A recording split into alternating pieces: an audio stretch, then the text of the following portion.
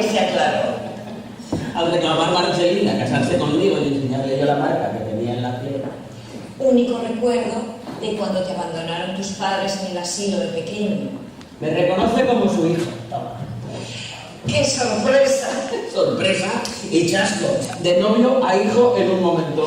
Encontraste a tu madre y también a tu padre. ¿Sí? ¿Quién iba a decir que don Bartolo era mi padre?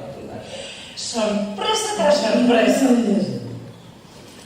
Cambiando de tema, yo me alegro mucho de que por fin la condesa tomara las riendas de su matrimonio y decidiera reconquistar de nuevo al conde. Al fin y al cabo, siempre había sido una mujer muy fuerte. Sí, mucho más fuerte de lo que pensaba. Qué bellas palabras salían de sus labios. Ay, qué bellas melodías de su corazón. No me cansaré de escucharla. Ponla, por favor.